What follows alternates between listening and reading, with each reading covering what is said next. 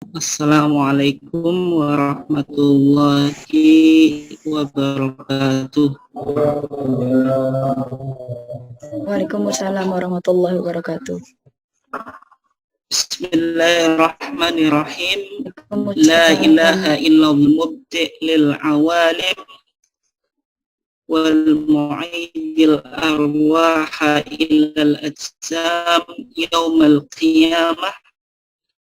Wassalatu wassalamu ala sayyidina Muhammad khatamin nabiyyin wa afdalil mursalin wa ala alihi wa sahbihi ajma'in. Terus kemudian Bapak dan Ibu sekalian dari berbagai macam kaum amal usaha Muhammadiyah yang ada di Bojonegoro, kemudian Atulab Woto. Alhamdulillah pada kesempatan ini kita diberikan Allah Subhanahu wa taala sebuah kesempatan sehingga kita bisa melakukan kajian rutin kita yaitu kajian ketarjian, dan salawat serta salam semoga tetap terlimpah insya Allah pada kesempatan yang mulia ini. Kita akan mengangkat sebuah topik yaitu tentang Kitabul Iman, rumusan teologi Muhammadiyah, keputusan Solo 1929. Yaitu di dalam Kitabul Iman, dalam rumusan teologi, bahasa teologi ini mohon maaf, ini bahasa yang mungkin sering digunakan di dunia akademik karena kajian kita juga semi akademik, kemudian semi pesantren juga gitu, jadi menggunakan dua model. Saya kira Bapak Ibu sekalian bisa menangkap istilah teologi itu artinya the science atau the study atau kajian atau ilmu pengetahuan, kemudian theos itu artinya God atau Tuhan. Maksudnya istilah teologi itu istilah yang berasal dari Yunani yang digunakan untuk menunjukkan kajian yang berkaitan tentang ketuhanan. Di dunia Islam pun sekarang dipakai karena istilah ini kan mengalami perkembangan. Jadi kita kalau disebut teologi Islam ya berarti teologi yang merujuk pada sistem ketuhanan yang dibangun di dalam tradisi Islam. Nah, kalau saya bilang teologi Muhammadiyah berarti bagaimana pandangan-pandangan Muhammadiyah yang berkaitan. Kalau kita lihat di sini, ini merupakan hasil keputusan Muktamar Khususi Majelis Tarjih tahun 1929 yang merupakan produk pertama tarjih. Kalau kita lihat Bapak Ibu sekalian yang Allah, kajian kita sekarang ini mencoba melihat pada akidah. Sebagaimana yang kita pahami bahwasanya kajian tarjih itu mencakup 4 bidang. Nah, ini sebagaimana yang kita lihat di dalam MKCHM, Matan Keyakinan dan Cita-Cita Hidup Muhammadiyah. Di sana dikatakan bidang akidah, yang kedua bidang akhlak, yang ketiga bidang ibadah, kemudian yang keempat bidang muamalat. 4 bidang ini yang menjadi cakupan kajian ketarjian. Jadi meskipun secara umum produk-produk tarjih itu masih pada wilayah, jadi lebih pada aspek-aspek fikih, tapi sebenarnya di sana juga ada hal-hal yang tidak melulu fikih. Sehingga kita lihat di dalam kajian kita sekarang ini, kita tidak melihat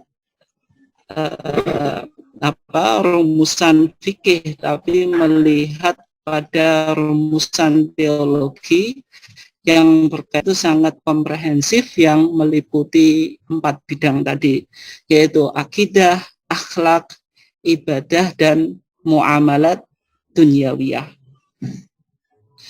Nah, kemudian Bapak Ibu sekalian yang dimuliakan Allah, kalau kita lihat syariah, yaitu hukum Allah, idiat, yaitu sesuatu yang berkaitan tentang keyakinan. Nah, kalau sesuatu itu berkaitan tentang keyakinan, berarti tidak ada hubungannya dengan al-amal atau perbuatan atau ibadah.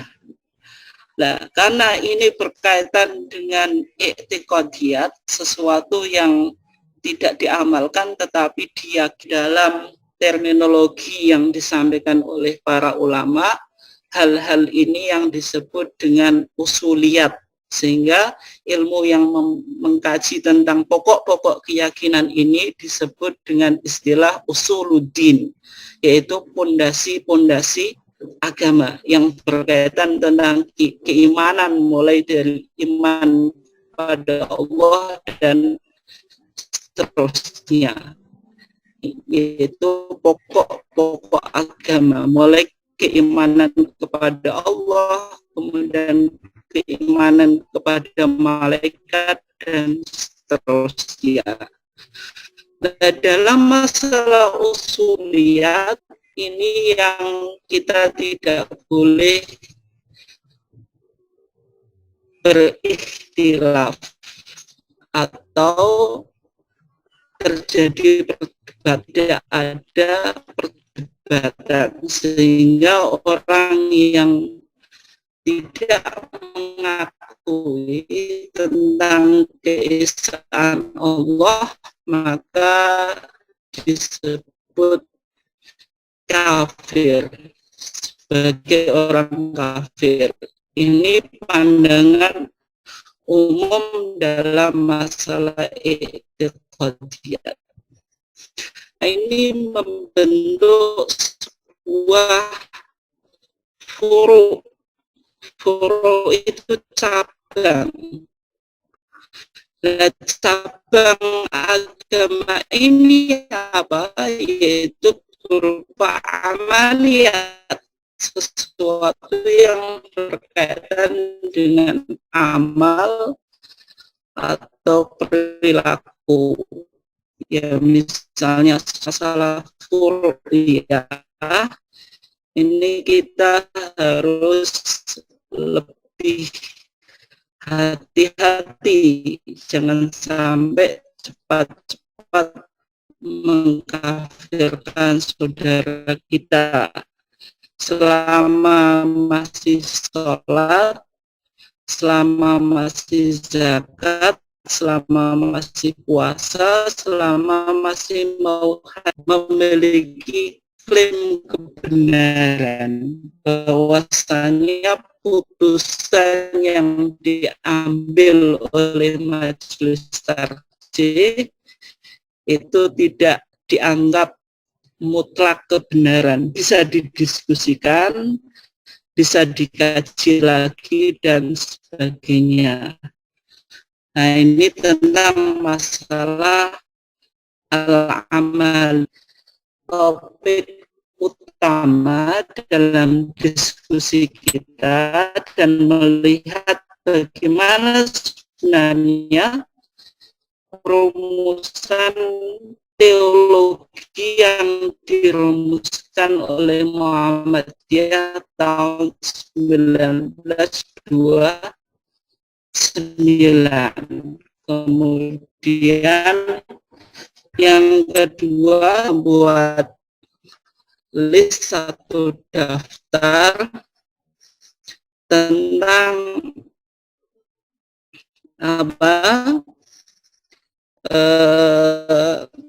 tentang beberapa produk tercih di dalam HPT ini, yaitu Kitabul Iman. Itu kalau kita lihat tema tentang akidah, maka disebut Kitabul Iman, baru Kitabut Thaharah, Kitabus Shalah, Kitabul Jamaah dan Jumat, Zakat, Siam, Haji, dan seterusnya. Ini berarti susunan secara tematis.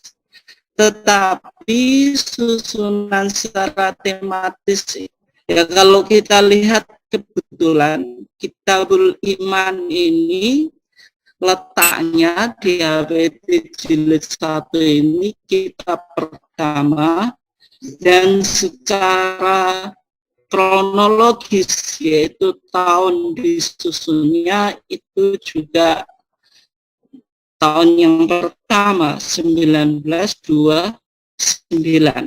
Tapi kalau kita lihat misalnya ternyata 1933, karena 1929 itu Kitabul Iman sama Kitabus Shalah. Kitabus Shalah itu menempati urutan ketiga, tapi secara kronologis yaitu tahun 1929, lebih dulu daripada Kitabu atau apa, tapi yang lebih utama kita coba pahami yaitu susunan HPT secara tematis dan secara kronologis. Tematis itu maksudnya mengikuti urutan pada kitab HPT yang jenengan miliki itu. Kalau secara kronologis mengingat Kitabul Iman ini diputuskan tahun 1929, yaitu pada Muktamar Khususi ke-18 di Solo. Pada waktu itu pengurus besar Muhammadiyah, pengurus besar dulu istilahnya itu pengurus besar Kiai Haji Ahmad Dahlan. 1923 itu kan Kiai Haji Ahmad Dahlan meninggal. Sebelum meninggal beliau mewasiatkan kepada saudara iparnya yaitu Kiai Haji Ibrahim untuk menduduki sebagai pimpinan besar Muhammadiyah, kemudian juga diakui melalui muktamar. Nah, ketika itu Kiai Haji Mas Mansur berasal dari Surabaya yang disebut sebagai Ahmad Dahlan sebagai sapu kawatnya Surabaya, orang yang paling berpengaruh, ilmuwan yang luas dari Surabaya. Jadi kalau kita lihat di sini, Kitabul Iman itu diputuskan tahun 1929. Ketika itu yang menjadi pimpin, jadi ketua tarjih, majelis tarjih ketika itu Kiai Haji Mas Mansur. Nah, kalau kita lihat di sini, ini adalah tanfid Kitabul Iman. Karena harus diingat bahwasanya resmi berarti tidak bisa jenengan bilang oh ini hanya putusan majelis tarjih saja, tidak. Kalau sudah ditanfid berarti menjadi pandangan Muhammadiyah secara resmi. Nah, di sini tanfidnya, ketika ditanfidnya itu dijelaskan di antara poinnya bahwasanya kitabul iman itu didasarkan pada Al-Quran dan Sunnah. Ini yang menjadi pedoman Muhammadiyah di dalam merumuskan yang berkaitan dengan masalah agama. Kemudian juga ada semacam instruksi kepada laki-laki dan perempuan supaya kemudian yang penting juga yang dicatat bahwasanya pengajaran agama di dalam kursus dan madrasah Muhammadiyah harus mengikuti putusan tarjih ini. Artinya tidak bisa kita membuat pandangan majelis tabligh disuruh untuk melakukan taftish. Taftish itu penilaian apakah warga Muhammadiyah sudah betul-betul melaksanakan apa yang diputuskan oleh majelis tarjih atau tidak. Itu beberapa poin yang kita bisa saksikan. Di tanfid itu terkadang tidak harus 1 tahun itu tanfidnya turun. Nanti ada beberapa putusan yang pimpinan pusat itu belum mentanfid beberapa putusan yang dihasilkan oleh majelis tarjih. Tapi kalau kita lihat di sini, tanfidnya itu ya di tahun itu, tapi beda 1829 bulannya, yaitu 22 Juni, itu di atas itu. Nah, kemudian yang mentanfid ini pengurus besar Muhammadiyah yang memiliki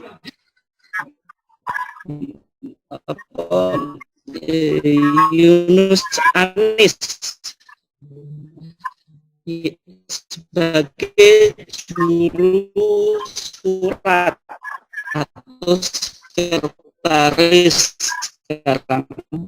Ini sebelum merdeka, makanya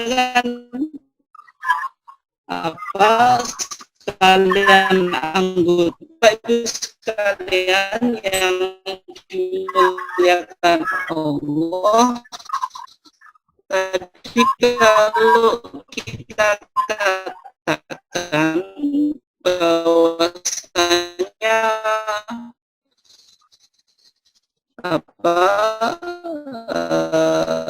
kita beriman ini dibutuhkan untuk memakai pakaian tradisional pada muktamar Muhammadiyah di Solo tahun 1929. Ini artinya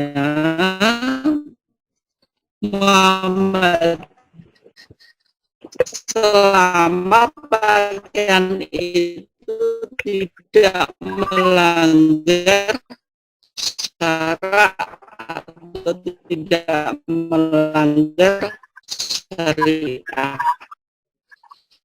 maka kalau kita lihat di sana menyetujui seruan komite atau berbantah-bantahan tentang simbol pakaian ini yang terkadang menjadi perdebatan di kalangan umat Islam sendiri, sehingga mencoba adat istiadat tradisi yang berkembang di masyarakat selama tidak bertentangan, ini harus dicatat ya, selama tidak bertentangan dengan adat. Dan sebagian ulama kita dulu mengkafirkan pakaian semacam itu karena berdalil man tasyabbah biqaumin fahuwa minhum, siapa dan juga merupakan bagian produk dari memberikan judul terhadap putusan ini. Judulnya itu pertama itu 1969,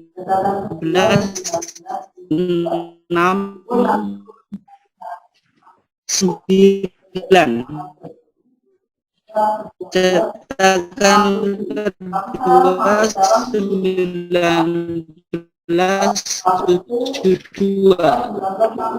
Meskipun nanti kalau jenengan lihat itu yang disebut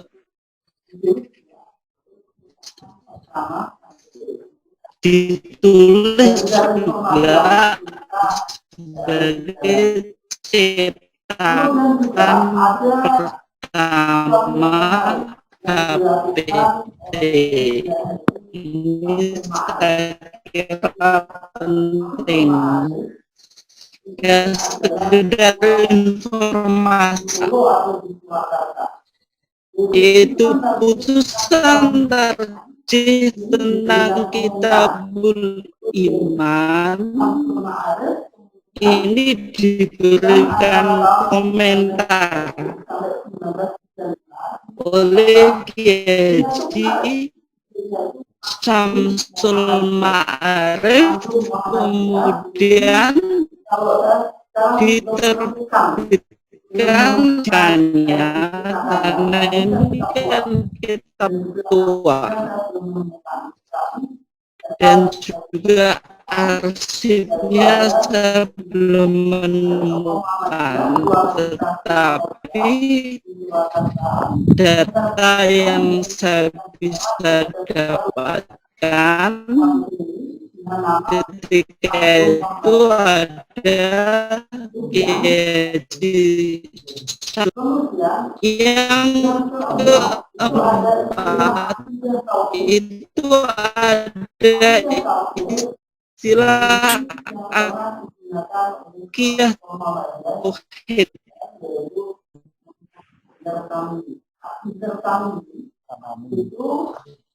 Akidah tauhid ini yang pernah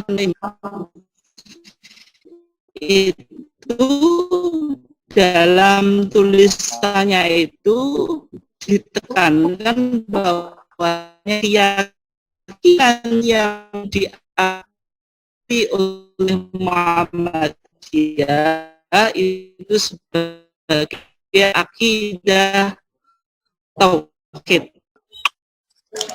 Ini dulu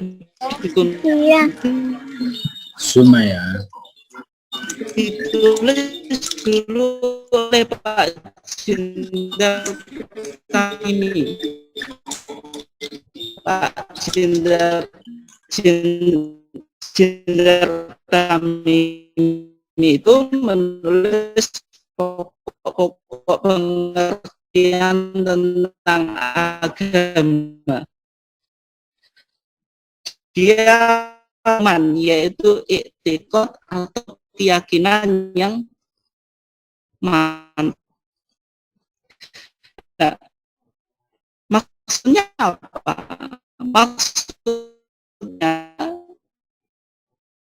apa yang dikatakan oleh Pak Jindar Tamimi ini ya, menjelaskan bahwasanya ajaran Islam keyakinannya tentang Allah itu melahirkan keimanan atau i'tiqad, keyakinan yang mantap yang berupa akidatul iman atau akidatul tauhid gitu. Akidatul tauhid itu pokoknya itu iman kepada Allah, kepada kitab-kitab Allah, kemudian iman kepada Rasul, iman kepada hari kiamat dan sebagainya. Inilah yang disebut sebagai arkanul iman. Nah, arkanul iman yang 6 itu sebenarnya pondasi dasarnya itu al-iman billah, iman kepada Allah. Ini iman kepada Allah ini karena seseorang meyakini pandangan bahwasanya Allah itu Tuhan, maka akan melahirkan keimanan ini melahirkan cabang iman-iman yang lain. Itu kira-kira yang dijelaskan oleh Pak Jindar Tamimi ketika itu, yang menggunakan istilah akidatut tauhid. Ini tahun 19 komputerisasi tapi masih ketik. Ini kan ditulis ketik ini. Belum pakai tulisan komputer gitu. Nah, kemudian Bapak Ibu sekalian yang dimuliakan Allah, kemudian kalau kita lihat beberapa istilah yang berdasarkan konten apa di masyarakat itu masih ada perdebatan di antara kelompok umat Islam mengklaim bahwasanya akidahnya itu yang paling benar karena memiliki sebutan yang tokoh an-najiyah. Akidahnya al-fiqh an-najiyah, akidahnya kelompok yang selamat. Kelompok yang selamat ini maksudnya apa? Kelompok yang dijelaskan tidak terpecah menjadi 73 kelompok. Semuanya di neraka kecuali satu. Maka ketika itu waman hiya ya Rasulullah, maka sahabat bertanya, kelompok mana yang selamat oleh Rasulullah? Maka Rasulullah agama. Nah, kelompok yang memiliki keyakinan dan beragama sebagaimana yang dirumuskan oleh Rasulullah kemudian diikuti Muhammadiyah, itu juga disebut sebagai akidah al-firqah an-najiyah. Najiyah, yaitu keyakinan kelompok yang selamat. Karena kalau jenengan nanti baca di HPT, itu bahasanya bukan sebagaimana yang di HPT sekarang, tapi ada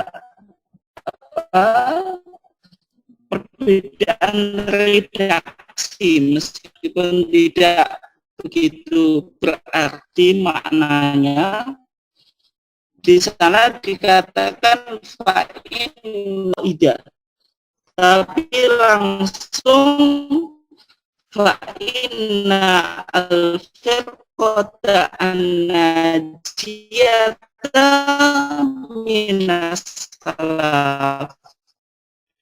Tapi kalau versi HPT yang dulu itu fa'inna beberapa kelompok, nggak usah saya sebutkan, itu yang mengklaim akidahnya sebagai akidah al-firqah an-najiyah. Selain kelompok mereka itu seakan-akan memiliki akidah yang sesat, akidah yang, dan terminologi ini juga digunakan dalam Kitabul Iman yang menjadi masalah warga Muhammadiyah yang mungkin belum begitu membaca atau mengkaji Kitabul Iman, sehingga istilah ini ya tidak pernah muncul. Itu akidatus salaf, akidah generasi pertama umat ini. Ya, maksudnya salaf itu apa? Dalam pandangan Muhammadiyah yaitu Nabi dan masa sahabat. Karena di dalam kita berakidah itu harus merefer atau merujuk ke paham-paham yang berbagai macam isme yang muncul. Ini kan akidah yang masih bersih, yang hanya dilandaskan pada Quran dan Sunnah. Maka akidah mereka disebut akidatus salaf. Sehingga orang Muhammadiyah itu secara akidah juga salafi, dan semua umat Islam itu juga disebut salafi selama dia berpegang kepada Quran dan hadits Nabi. Dan salafi itu ya sebutan umat Islam. Maka kalau sekarang muncul mungkin istilah salafi itu hanya diklaim secara eksklusif oleh kelompok-kelompok tertentu, ya warga Muhammadiyah tidak usah bingung. Seperti kelompok Syiah, ya kita masih dikatakan berakidah salaf, tetapi salaf secara manhaj, secara metodologi, bukan secara zaman. Kalau kita kan zaman kontemporer kan itu, sehingga pakaian kita, cara hidup kita juga mengikuti cara hidup yang berkembang. Ini ada Muhammadiyah memiliki anti pola hidup, cara berpakaian, lifestyle, model generasi yang dulu. Nah, itu nanti berlawanan dengan prinsip tajdid di dalam Muhammadiyah, karena Muhammadiyah itu selalu mengikuti yang ketiga, itu akidah yang dirumuskan oleh Muhammadiyah 1929 itu bisa disebut sebagai usul al-aqaid as-sahihah, yaitu pokok-pokok keyakinan yang benar. Kalau usul al-aqaid as-sahihah berarti iman bisa kita cara pokok keimanan. Pokok-pokok keimanan yang wajib diyakini oleh setiap orang Muslim. Nah, istilah ini nanti kalau dengan punya HPT ini nanti bisa dibaca. Ketika Muhammadiyah mau menjelaskan tentang al-iman, hendak mulai menerangkan pokok-pokok keimanan yang benar. Yang pertama, iman kepada Allah yang maha mulia dan seterusnya. Berarti bisa kita simpulkan bahwasanya akidah Muhammadiyah itu juga disebut sebagai usul al-aqaid as-sahihah.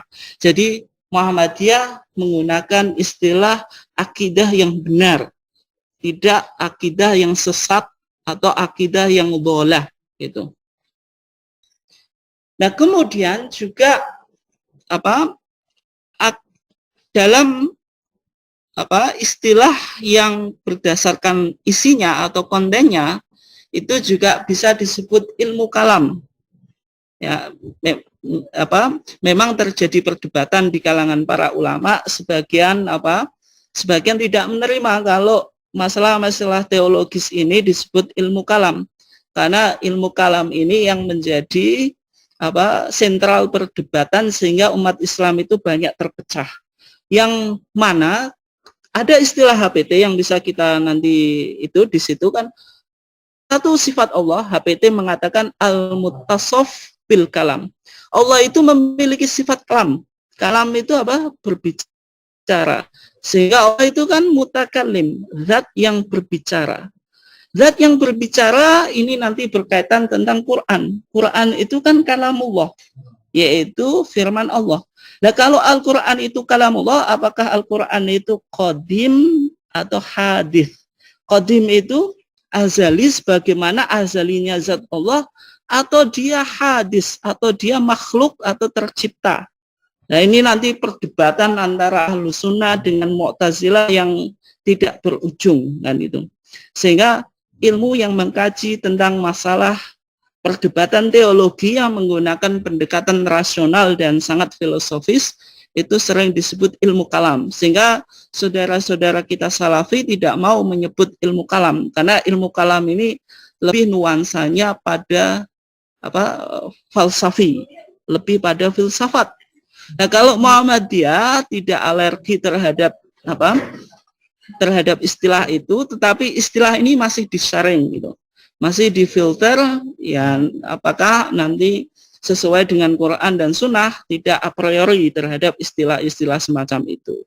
Sehingga mungkin sebagian tokoh-tokoh Muhammadiyah juga ketika mengkaji rumusan teologi Muhammadiyah 1929 juga menggunakan istilah kalam juga.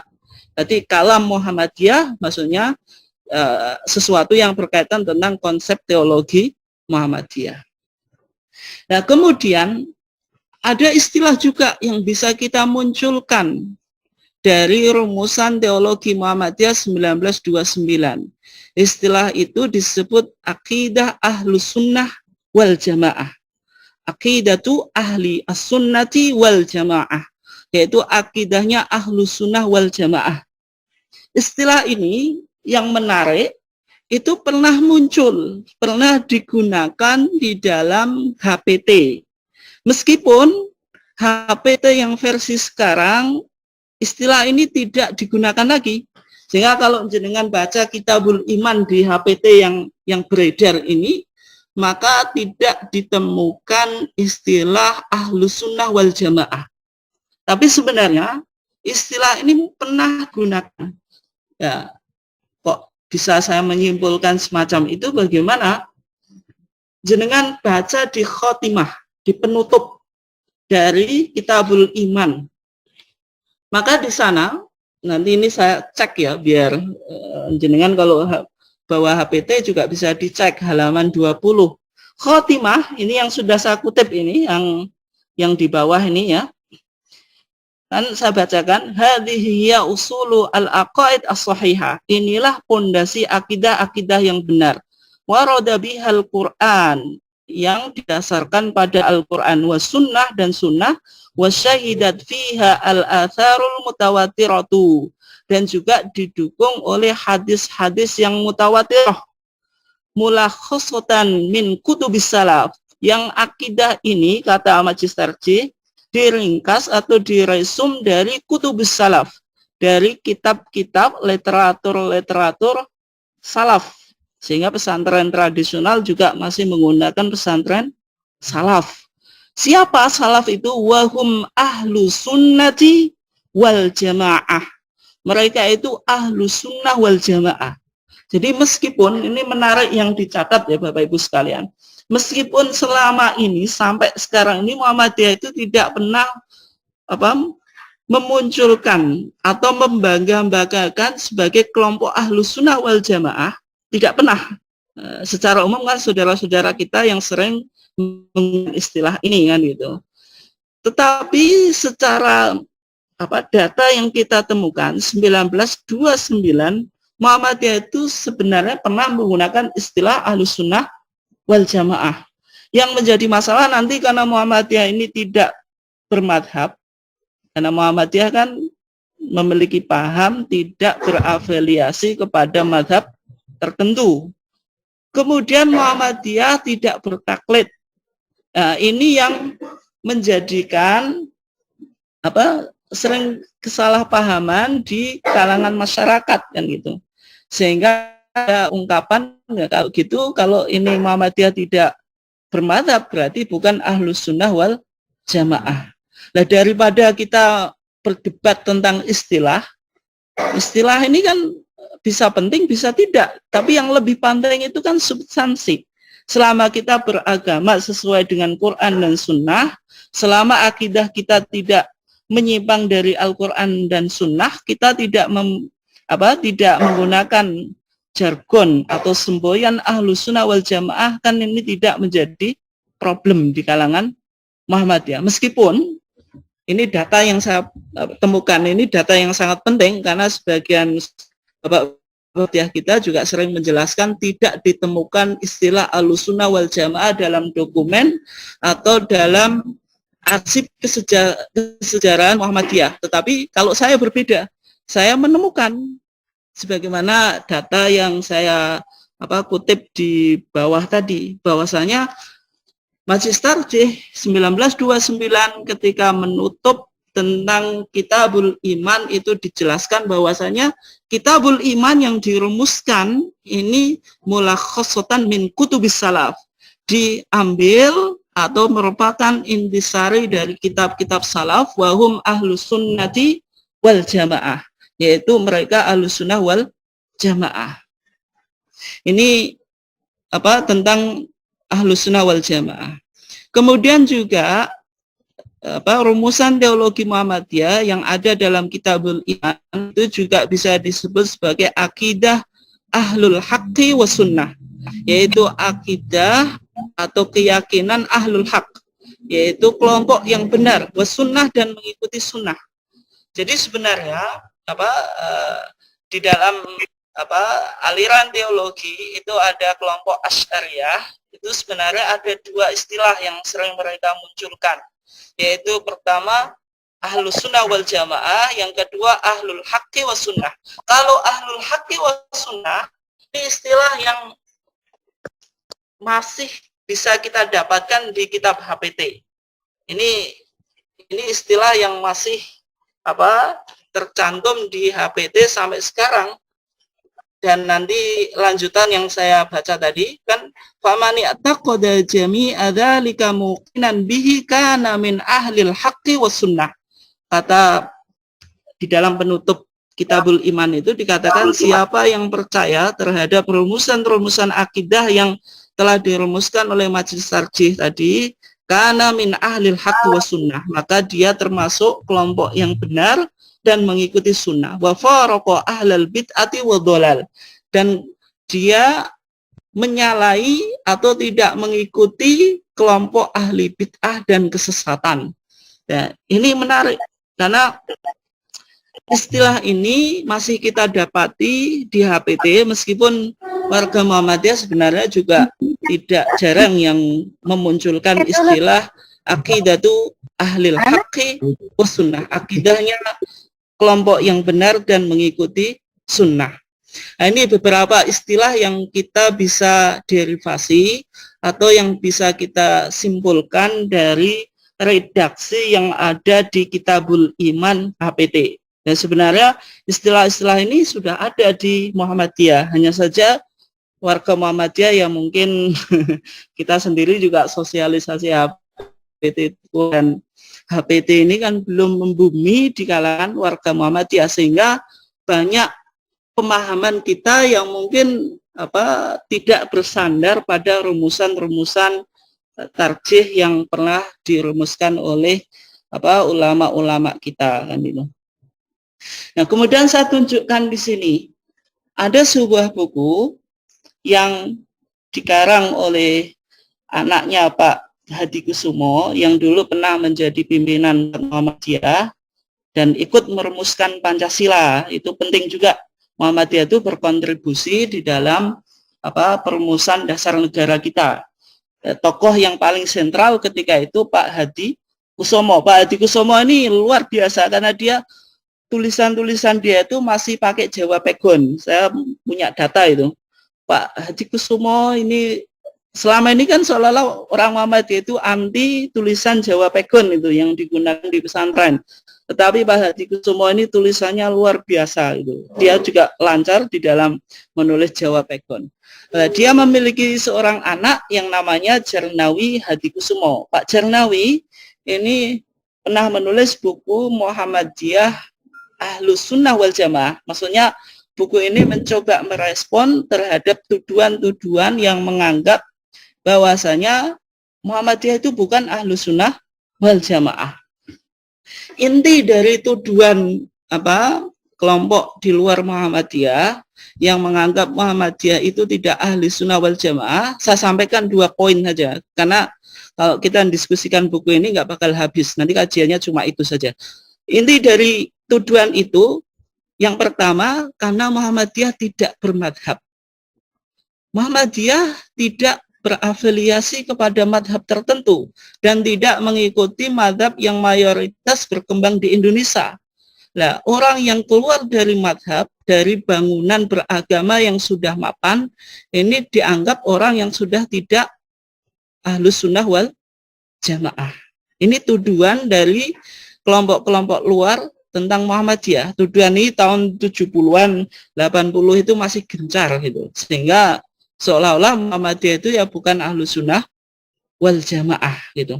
Yang kedua, tuduhan itu karena Muhammadiyah itu tidak mengikuti madhab tertentu, kebanyakan yang dibaca oleh warga Muhammadiyah itu kitabnya, wacanane niku kitab putih, bukan kitab kuning.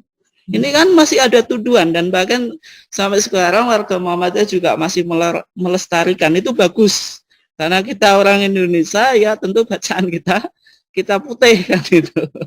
Tetapi ini guyon ya. Tapi waktu itu dianggap semua kajian di dalam Muhammadiyah itu tidak merefer atau merujuk pada kitab-kitab kuning yang umum digunakan di pesantren gitu.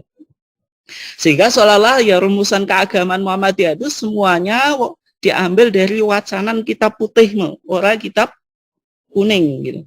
Nah, bagaimana Pak Jarnawi Hadi Kusumo menjawab ketika itu?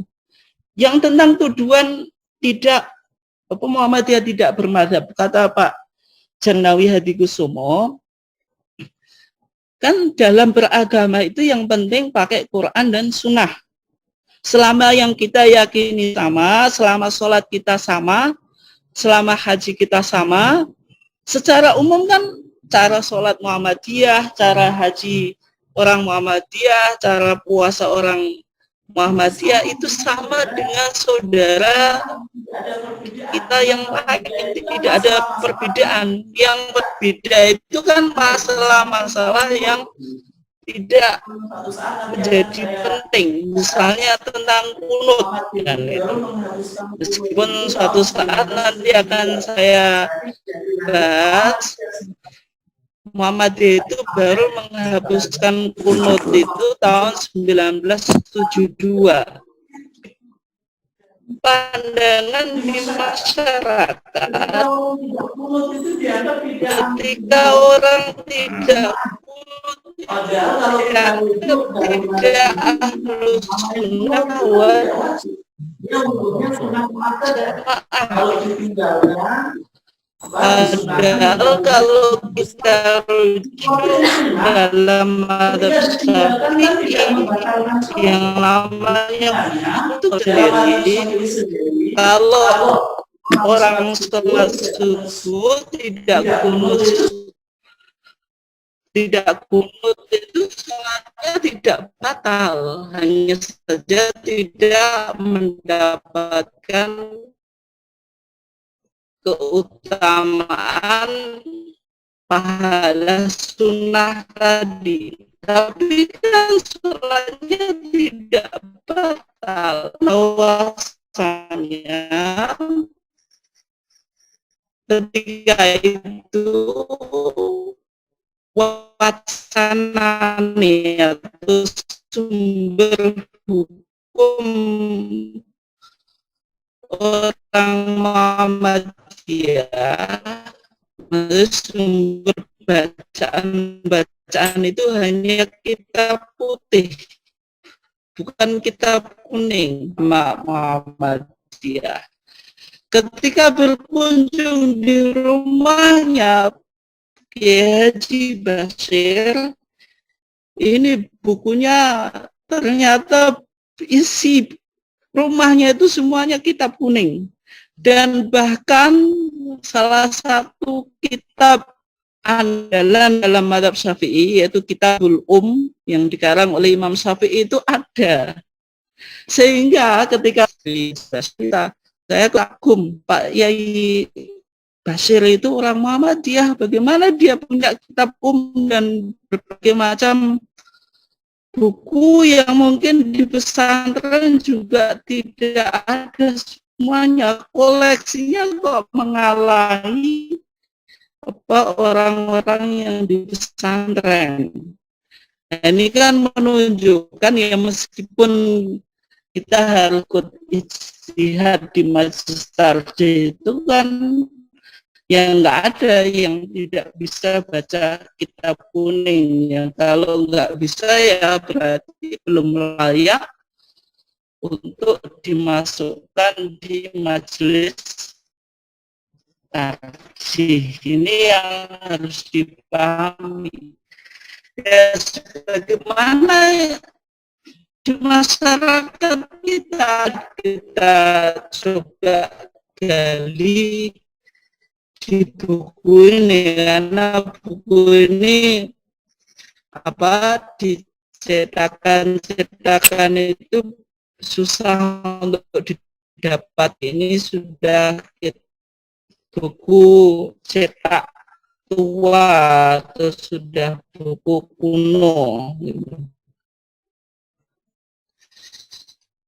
Dan yang ketika itu menanyakan sebenarnya tuntunan Muhammadiyah dalam masalah ibadah itu bagaimana. Kata temennya Pak Guru ini,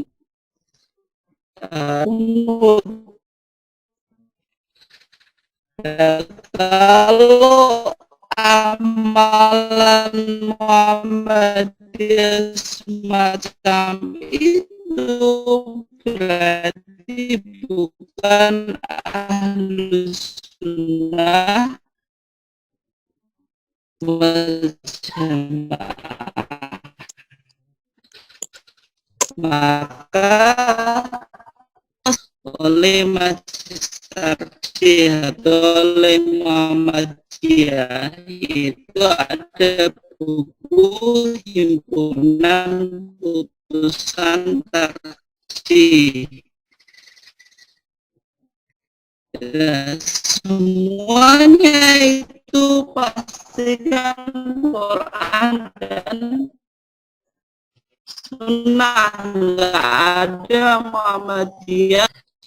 Buku yang ditulis oleh Pak Jarnawi Hadikusumo tadi, yaitu Ahlussunnah wal Jamaah bid'ah khurafat. Kalau saya di sini kan Muhammadiyah Ahlussunnah wal Jamaah. Maksudnya apa? Dikutip oleh tim fatwa tarjih itu Ahlussunnah wal Jamaah bid'ah khurafat. Buku ini maksudnya mengalami penyempurnaan, disempurnakan beberapa dalam beberapa juga tim fatwa tarjih memberikan perbandingan.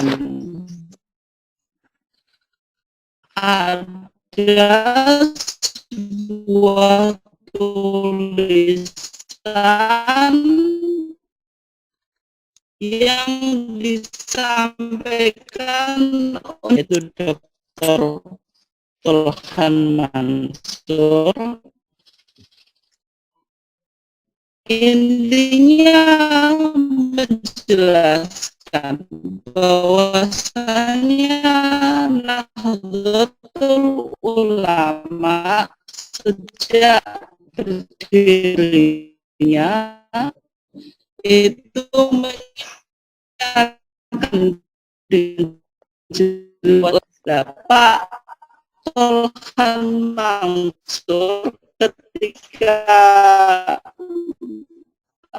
menjawab masalah itu dijawab NU ini dalam perkembangannya mengikuti Al-Quran. Muhammadiyah sama juga. Muhammadiyah itu sejak dulu dan sampai sekarang yang dijadikan landasan ya Al-Quran dan Sunnah, tidak pernah mengalami pergeseran.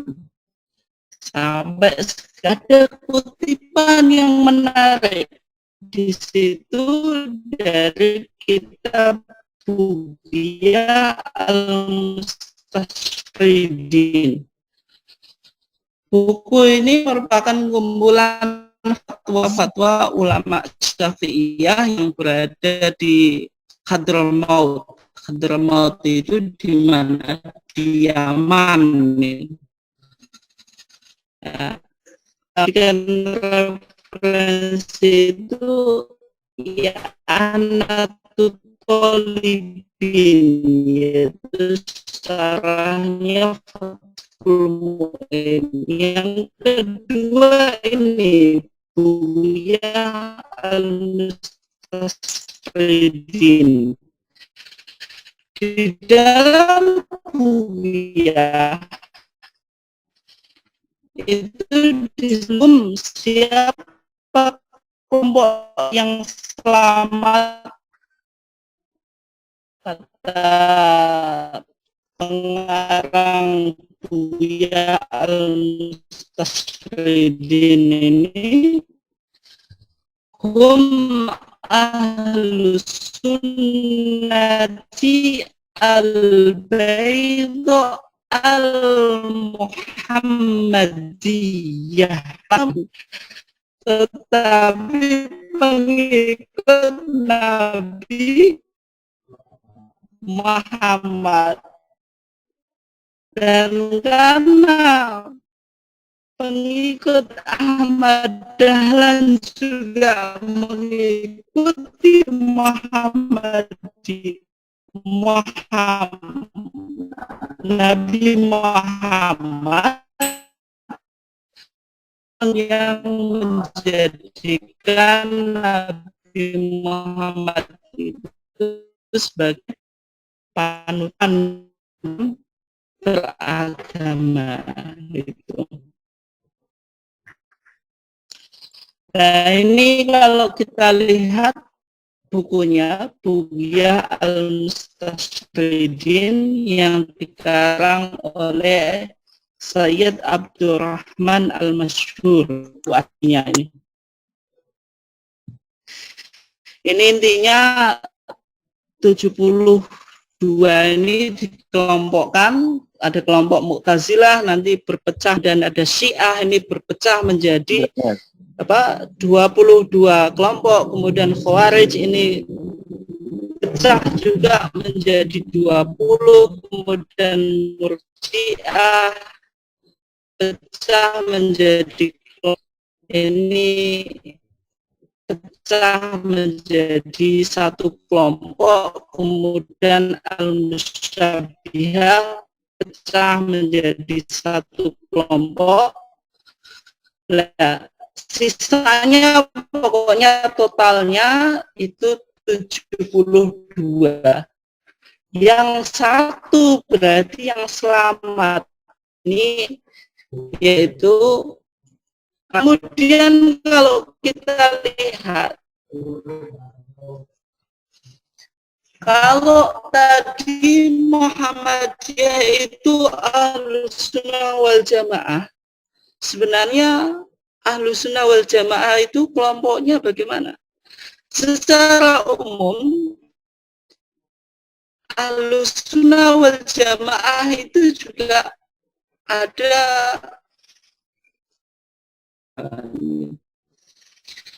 ini bisa kita kelompokkan menjadi 3 corak Ahlussunnah wal Jamaah. Ada kelompok madhabi,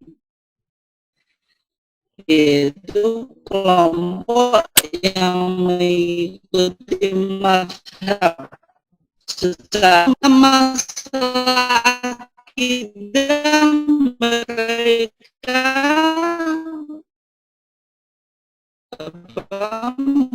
mazhabnya itu kalau enggak Asy'ariyah ya Maturidiyah. Asy'ariyah itu yang mayoritas kita ini kan tuh Afghanistan, kemudian Tajikistan dan sebagainya gitu. Kemudian yang kedua itu Salafi.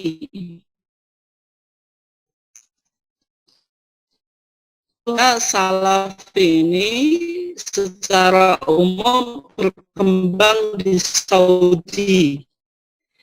Ya, sekarang kan ada istilah Wahabiyah, kemudian sekarang Salafiyah. Salafiyah itu bagaimana yang sampai bajunya juga pakai sorban kan gitu ya, pakai baju-baju yang dianggap mereka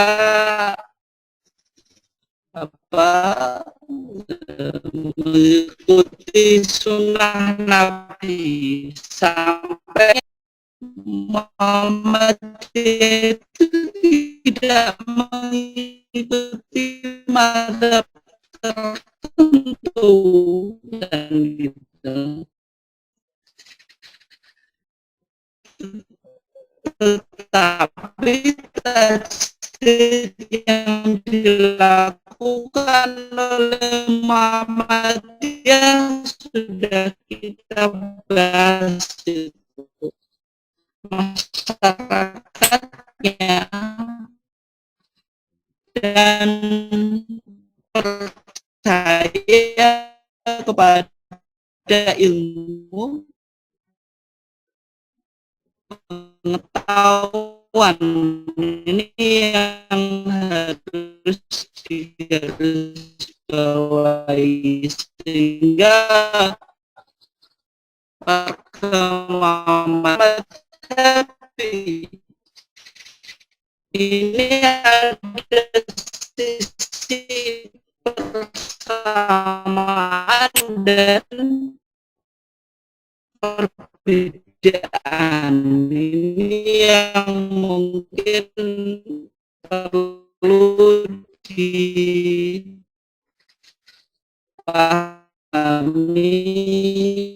oleh rekan yang pertama di pendahuluan itu dikutip hadis Jibril, yaitu malaikat Jibril itu sangat putih, syadidus sawadi sya'ar, rambutnya itu sangat hitam, la yura alaihi asarus safar, langkahnya itu. Jadi nanti kita coba bahas di situ. Malaikat Jibril datang kepada Nabi, tanya tentang 3 hal kan gitu, tentang Islam. Maka Nabi menjawab, Islam innahu yara. Ihsan itu kamu menyembah Allah seakan-akan dia melihatmu. Kalau dia tidak melihatmu, maka yakinlah engkau melihatnya. Nah, di berakidah itu penting meyakini ini, karena kita memahami bahwasanya Allah itu masdarul wujud, sumber dari wujud, dan kita tidak mungkin bisa lihat alam semesta, bahwa alam semesta ini menunjukkan tentang keesaan Allah. Setelah kita memahami alam semesta yang menunjukkan sampai hal yang berkaitan dengan alam ini bisa kita renungkan bahwasanya semuanya menunjukkan tentang keesaan Allah. Nah, ini dalam pandangan tarjih itu wajibun syar'an.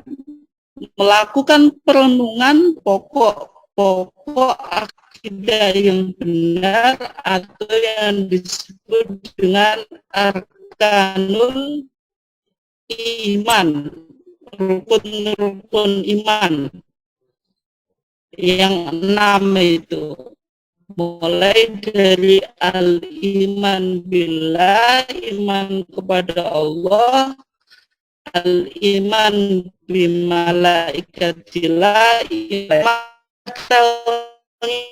ini nanti kita coba bahas, karena tidak semua orang Islam dan termasuk warga Muhammadiyah sendiri juga memahami poin-poinnya. Iman kepada Allah itu poin-poinnya apa saja, itu kan ya ada Al-Quran, kemudian As-Sunnah. Sunnah ini bolehkah sunnah yang ahad atau mutawatir? Nah, ini nanti perdebatannya dalam di situ. Apakah Muhammad ini menggunakan sunnah ahad atau sunnah ahadiyah, ahlul haqi sunnah, yaitu Muhammadiyah meyakini rumusan yang dia rumuskan itu merupakan rumusan akidah yang akidah itu tidak boleh kita melakukan bid'ah.